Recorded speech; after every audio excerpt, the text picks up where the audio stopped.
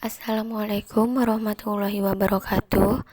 Pada kesempatan kali ini, Ibu akan menjelaskan materi tentang mempertahankan kejujuran sebagai cermin kepribadian.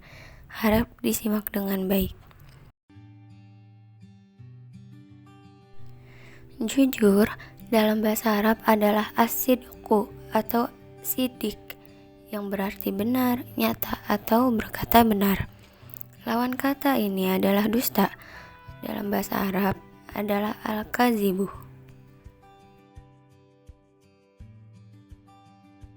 Secara istilah, jujur adalah kesesuaian antara ucapan dan perbuatan, kesesuaian antara informasi dan kenyataan, ketegasan dan kemantapan hati, sesuatu yang baik yang tidak dicampuri kedustaan.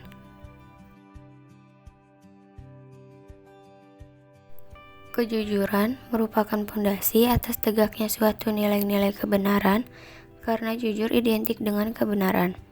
Allah Subhanahu wa Ta'ala berfirman dalam surah Al-Ahzab ayat 70 yang artinya, "Wahai orang-orang yang beriman, bertakwalah kamu kepada Allah Subhanahu wa Ta'ala dan ucapkanlah perkataan yang benar."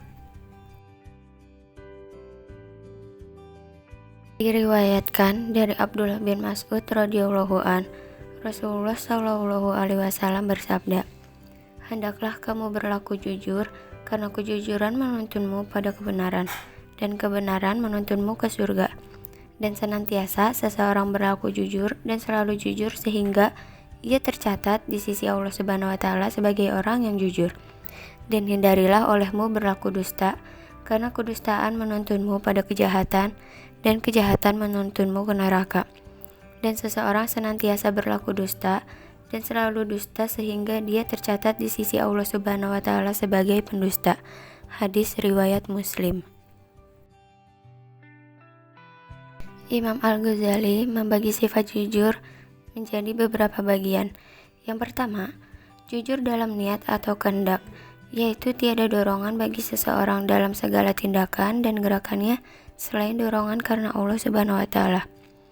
Kedua, jujur dalam perkataan, yaitu sesuainya berita yang diterima dengan yang disampaikan. Ketiga, jujur dalam perbuatan, yaitu beramal dengan sungguh-sungguh sehingga perbuatan zahirnya tidak menunjukkan sesuatu yang ada dalam batinnya dan menjadi tabiat bagi dirinya.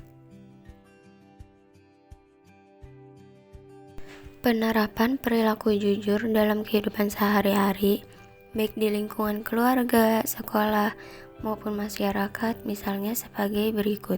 Yang pertama, meminta izin atau berpamitan kepada orang ketika akan pergi kemanapun. Kedua, tidak meminta sesuatu di luar kemampuan kedua orang tua. Ketiga, mengembalikan uang sisa belanja meskipun kedua orang tua tidak mengetahuinya. Keempat, melaporkan prestasi hasil belajar meskipun dengan nilai yang kurang memuaskan. Kelima, tidak memberi atau meminta jawaban kepada teman ketika sedang ulangan atau ujian sekolah. Sekian yang dapat Ibu sampaikan. Terima kasih dan wassalamualaikum.